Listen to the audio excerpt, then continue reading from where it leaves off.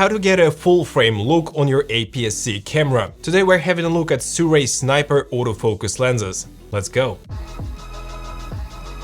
What's good, guys? My name is Oleg Nikitin and you're watching No Limits On channel. So guys, this review is not going to be a technical review with boring charts. I'm gonna be talking about my real-world experience with those three lenses after about 2 months of extensive usage. If you want to see the charts and in-depth technical reviews, you'd better go to Christopher Frost's channel or to Dustin Abbott's channel. I'll leave the links to those videos down in the description below. During this period, I shot a music video, which is right there. It's still not out now, so I cannot show it to you full screen, but you can have a sneak peek at this video right there. So I shot this video with Sirui Sniper lenses and the Sony FX30. In my opinion, this is the best camera to use with Sirui Sniper lenses. And also I shot a kind of creative dance video with my friend Yegor with the Sony ZV-E1, a full frame camera, which is filming me right now as well. And I used the clear image zoom technology at about 1.3, 1.5x, depending on the situation. I also used the 23mm lens extensively in my studio, filming the talking headshot like I do right now, and I used those lenses on different reportage style shoots, different events, and even on the wedding. This is the first iteration of autofocus lenses by Sirui company, and let me tell you guys that the autofocus works more than fine. I would rate it at like 8.5 out of 10. It's not the native Sony lens by any means, but the autofocus was working really flawlessly in my pretty hard conditions. As you can tell, we had a lot of different lights, the backlights, changing the color of the lights, not a lot of light at all. It was dimming down occasionally, we had different lighting effects, and I had like 85 to 90% of the shots in focus, which in my opinion is great. Also, the Sirui lenses do have really nice tracking feature, so you do have an eye tracking, and when you go towards the camera or back from the camera, it tracks you perfectly fine. But if you go out of the frame and then go back to the frame, it can struggle a little bit, especially the 56mm lens. But all in all, guys, I had no major issues with autofocus with Sirui lenses on ZV-E1 in clear image zoom 1.5x. It keeps the eye autofocus, by the way, and on the FX30 as well. One more important thing is that the Sirui Sniper lenses have the USB Type-C connector right here, so you'll be able to update the firmware when Sirui will release, I hope, the firmware update and improve the autofocus capabilities. And the autofocus in stills mode also works perfectly fine, even faster than in the video mode, and it grabs the eye and keeps the things in focus. It tracks the eye as well, so no issues in photo mode as well. And let me tell you guys that the Sirui Sniper lenses are kind of 2-in-1 kit. So at first, when you film at f1.2 and until about f2.8, you get the vintage look with a bit lower contrast and kind of a haloing effect, like if you are using a mist filter in front of the lens without using a mist filter in front of the lens. And if you film in those aperture values from f1.2 to f2.8, you get really filmic looking images, not that digitally over sharpened, and looking a bit more filmic like. And to my taste, it is cool, especially for creative projects. But for reportage style shoots and for maybe documentaries, it could be not the best option.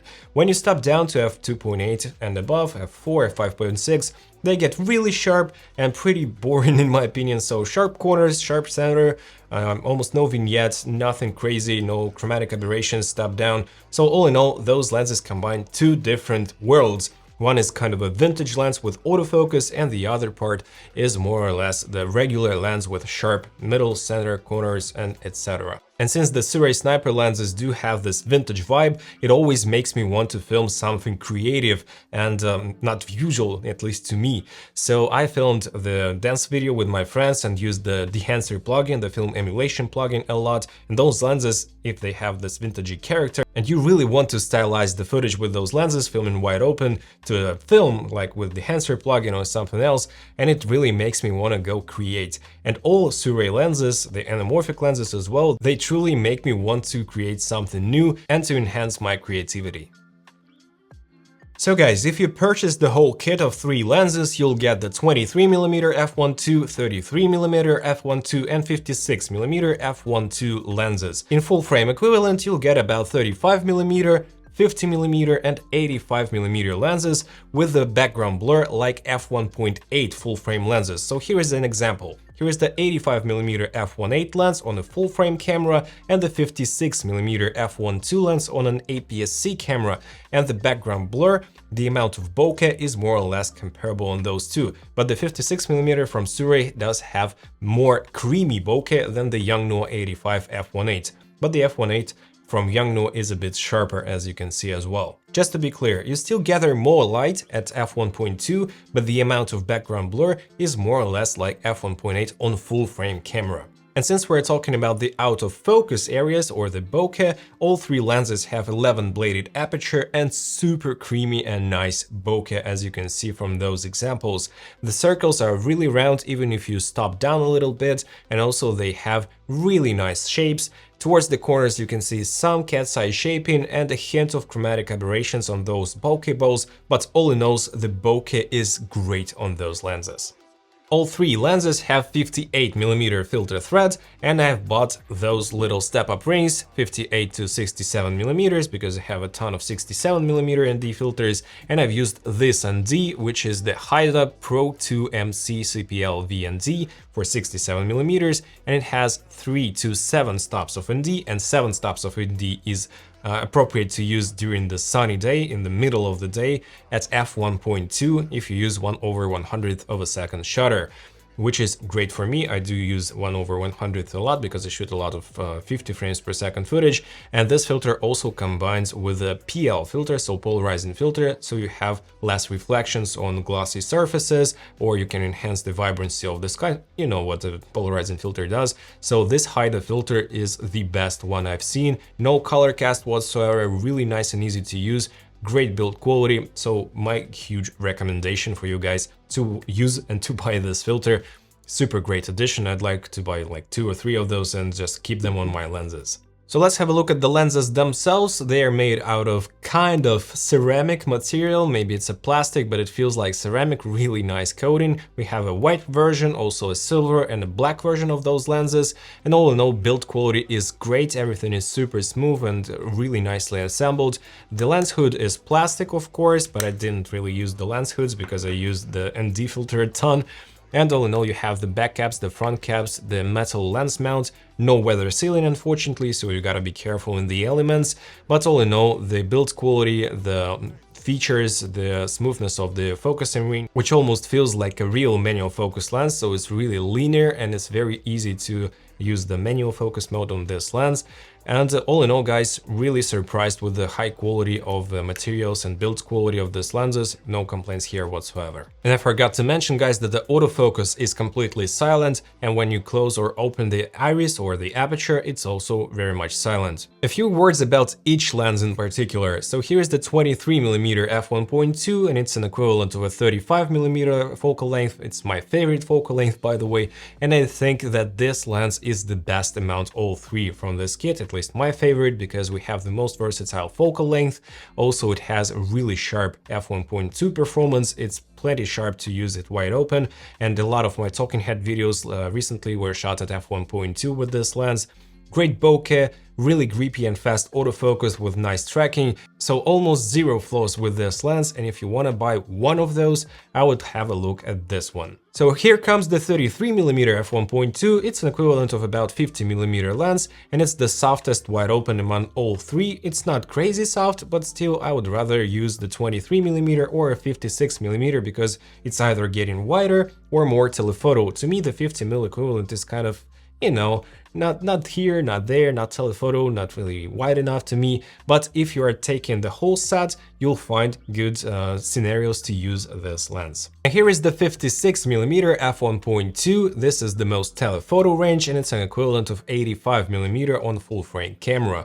So in my opinion, this lens has the creamiest bokeh I've ever seen in an 85mm equivalent lens.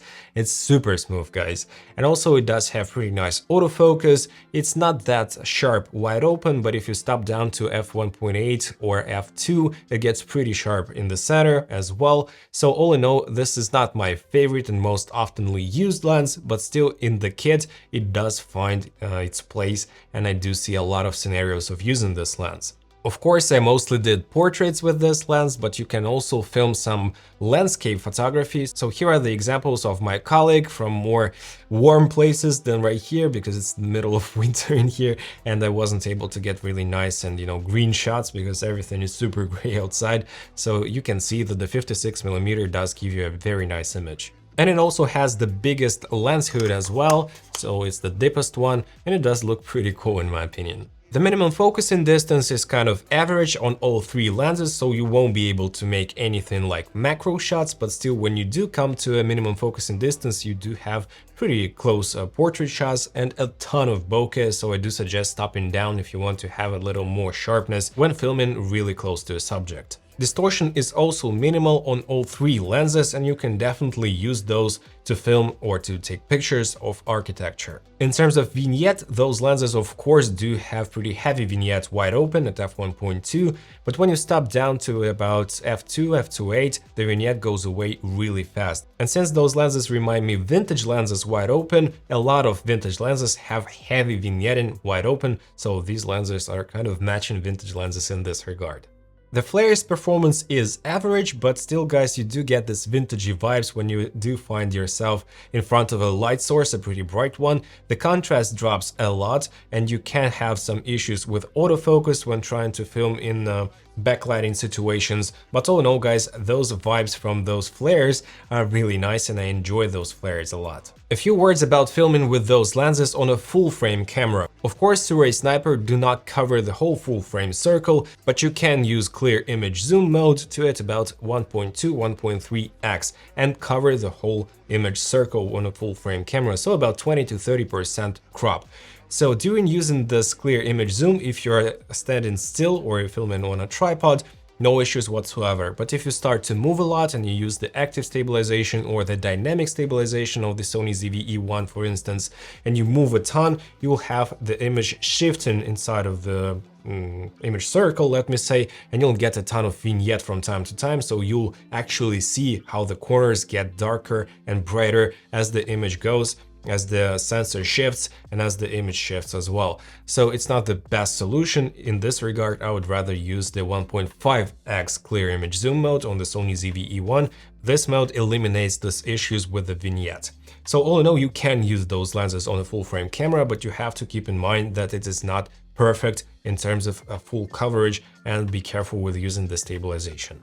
In terms of chromatic aberrations, they do exist, especially the loca, longitudinal chromatic aberrations, and you need to stop down those lenses to at about f2.8 to eliminate those. But in real-world conditions, real-world examples, I had no issues with chromatic aberrations. As you can see, we shot in front of the window, really contrasty scene, so I wouldn't worry too much about chromatic aberrations performance. They do exist, but they are not critical. In terms of color reproduction, the Sirui Snipers do have a slight warm tint, so I suggest using something like 200 or 300 kelvins less, cooler temperature, when you use the Sirui Sniper lenses together with other lenses. But if you use only this set, you can match the footage perfectly, so the difference in kelvins is like 50 kelvins maybe from one lens to another, and it is not a huge deal at all. And what really surprised me, guys, is the lack of focus breathing of those lenses. The 56mm does have slight focus breathing, but considering that a lot of 85mm lenses have horrible focus breathing,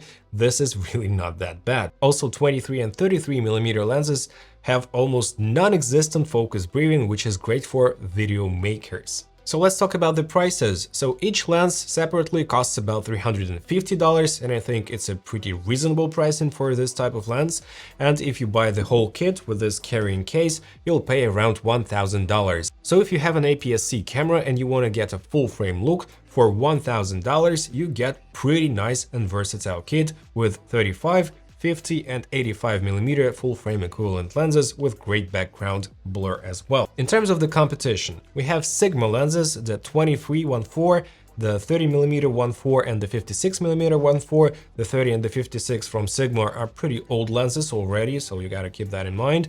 And they will have a bit more true to life colors, so no warm shift towards those lenses, and they're a lot sharper wide open. So they are more like clinically sharp lenses. and with pretty regular, let me say even boring image quality. So if you need to film something like documentaries or probably reportage style shoots, or you need to film some beauty stuff and you need the super high sharpness from the lenses, the Sigmas are very nice choice, but they are more expensive, to about $300 more expensive if you buy the whole kit of 3 Sigma lenses. But if you film a lot of music videos or creative stuff and you want to add some film emulation to your image, the Sirui Sniper are much more usable and suitable for this particular purpose, in my opinion. We also have the Viltrox 27mm f1.2 lens, which is extremely sharp even wide open, but this lens is $550 and it's a lot more bulky and heavy than any of the Sirui lenses.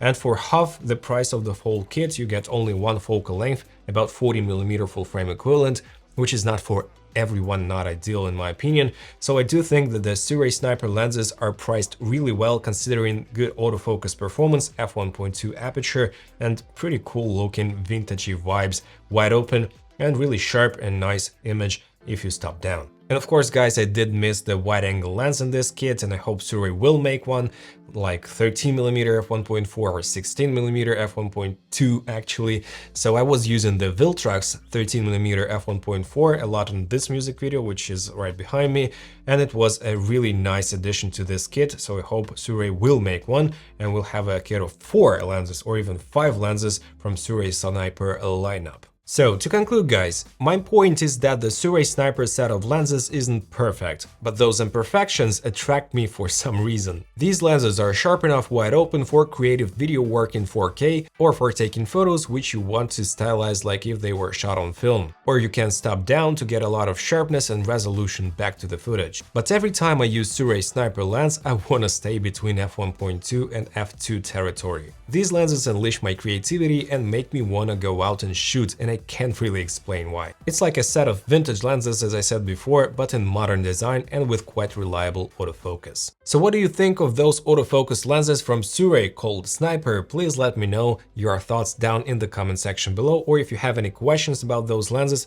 also feel free to ask them in the description below, in the comment section below, of course.